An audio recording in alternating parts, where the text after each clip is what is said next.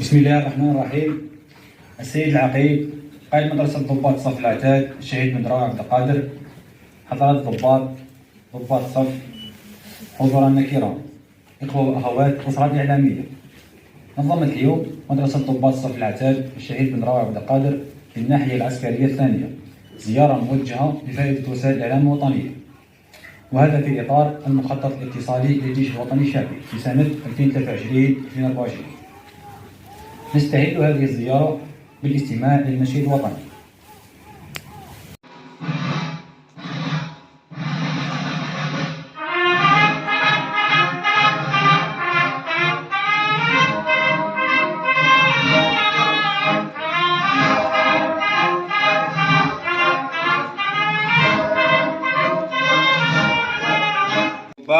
ضباط الصف، الضيوف الكرام، أسرة الإعلام، أيها السيدات والسادة الحضور. تطبيقا لمخطط الاتصال للجيش الوطني الشعبي 2023-2024 تنظم مدرسة ضباط الصف للعتاد الشهيد بن دراوي عبد القادر بالناحية العسكرية الثانية زيارة موجهة لفائدة وسائل الإعلام الوطنية. فأصالة عن نفسي ونيابة عن جميع مستخدمين المدرسة من عسكريين ومدنيين أرحب بالأسرة الإعلامية شاكرا إياكم على تلبية هذه الدعوة، خاصة أولئك الذين يتعرفون أول مرة على هذه القلعة التكوينية التابعة للمديرية المركزية للعتاد. إن هذه الزيارة تندرج في إطار تعزيز العمل الجواري ضمن المخطط الاتصالي المعتمد من طرف القيادة العليا للجيش الوطني الشعبي لتمكين سياسة التعرف على المؤسسات التكوينية العسكرية وتعزيز روابط التواصل مع المواطنين في إطار رابطة جيش أمة. كما تعتبر فرصة سانحة للاطلاع على مهام المدرسة ومعرفة مختلف النشاطات المقامة بها، خاصة تلك المتعلقة بجانب التكوين. السيدات والسادة ممثلي الأسرة الإعلامية، إن القيادة العليا للجيش الوطني الشعبي تؤكد على الرعاية التي توليها باستمرار العنصر البشري باعتباره العنصر الفعال في أي مسعى عملي ناجح ومثمر، كما أن المنظومة التكوينية للجيش الوطني الشعبي لا تقتصر على الجوانب التعليمية والتأهيلية وترسيخ المعارف والعلوم العسكرية فحسب، بل تهدف إلى تكوين فرد عسكري ملتزم بالقيم الوطنية يقدس العمل ويتحلى بالنزاهة والإخلاص في سبيل خدمة وطنه الغالي.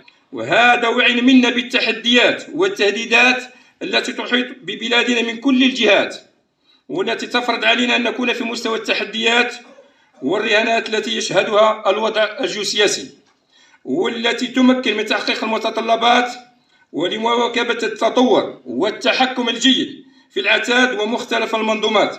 فقد عملت القيادة العليا للجيش الوطني الشعبي على توفير منظومة متكاملة للتكوين والتدريب، وهذا من خلال ما وفرته من موارد بشرية ومدارس ومراكز تكوين مؤهلة وقادرة على صناعة أفراد ذوي كفاءة عالية وبمستويات تتماشى وتطور سلاح العتاد والجيش الوطني الشعبي بصفة عامة. السيدات والسادة ممثلي الأسرة الإعلامية، إن تحويل وتغيير شعب عن أصالته وهويته يستلزم جهدا مضنيا، وهذا ما كانت تسعى إليه السياسة الاستعمارية في الجزائر. لهذا كانت تحشد كل ما يمكن من الآليات والوسائل لتحقيق ذلك كالوسائل الاتصالية والقوى البشرية المؤهلة للعمل الصحفي.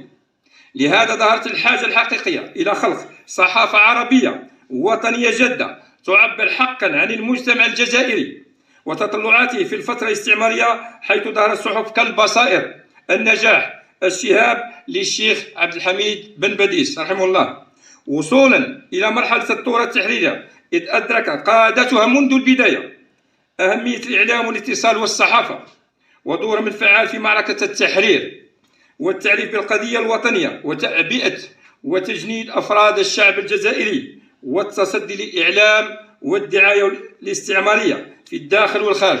وهنا أذكر الدور الفاعل والحاسم لصوت الجزائر المكافح عبر إذاعة الجزائر السرية داخل الوطن، ثم فيما بعد صوت الجزائر الذي كان يذاع يوميا من إذاعة تونس الشقيقة. السيدات والسادة ممثلي الأسرة الإعلامية، إنكم اليوم وأنتم ضيوفنا وهمزة وصل بين المجتمع الجزائري وجيشه الذي يقدس ثوابته الوطنية ومبادئه وقيم طورته المظفرة، ويبذل الغالي والنفيس في سبيل الحفاظ على وحدة البلاد وأمن وسلامة المواطنين، ويؤمن ببناء جزائر قوية عصرية وموحدة في ظل قيم ومبادئ ثورة التحرير المخلدة. لهذا أغتنم هذه الفرصة لتوجه بتحية تقدير واحترام للأسرة الإعلامية الجزائرية على جهود منتسبيها الكبيرة التي يبذلونها دفاعا عن الجزائر ودورهم الفعال في تعزيز رابطة جيش أمة. ولا يسعني في الأخير أن أجدد ترحيبي الحار بكم جميعا في رحاب هذا الصرح التكويني العريق وهو مدرستنا. ووفقنا الله لما فيه الخير الوطني المفدى. المجد والخلود لشهداء الأبرار وتحية الجزائر.